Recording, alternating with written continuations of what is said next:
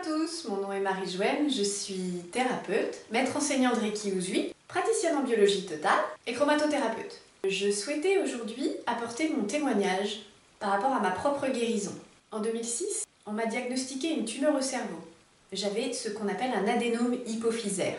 Une tumeur d'environ 1 cm qui était située sur mon hypophyse et qui comprimait mon chiasma optique, de sorte que j'avais perdu toute la vision périphérique. Je ne pouvais voir que ce qui était juste devant moi. En dehors des douleurs physiques intenses, j'avais aussi un symptôme extrêmement embêtant pour moi, qui était l'impossibilité de concevoir un enfant. J'étais maître enseignant de Reiki depuis déjà pas mal de temps lorsque ce diagnostic est tombé. Aussi, j'ai travaillé avec les outils que j'avais, donc le Reiki, et je me suis mise immédiatement à travailler sur ma guérison. L'opération était programmée, je devais me faire opérer au mois de juin, et je suis tombée sur un chirurgien extraordinaire qui a admis que c'était étrange, puisque mes résultats sanguins étaient bien meilleurs que ce qu'ils auraient dû être, avec une tumeur de cette importance. Son doute a été extrêmement positif, puisqu'il a demandé alors à passer une deuxième IRM, et la deuxième IRM montrait que la tumeur avait réduit de moitié en l'espace de quelques semaines. Grâce à cela, j'ai échappé à l'opération, mais ça ne me suffisait pas.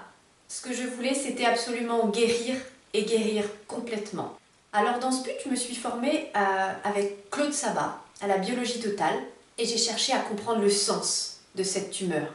J'ai cherché à comprendre ce qui, dans mon histoire et dans l'histoire familiale, avait créé cette tumeur.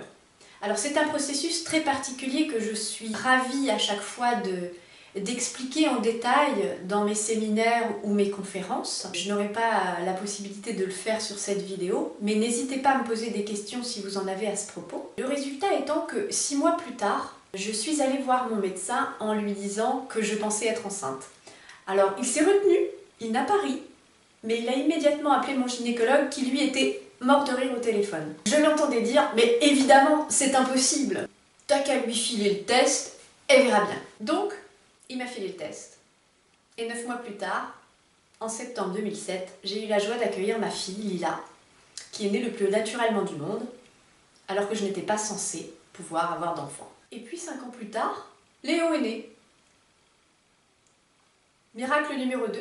Et il y a 3 ans, la petite Cléophée est venue rejoindre la bande. Donc j'ai maintenant 3 enfants, alors qu'on m'avait dit guérir est impossible.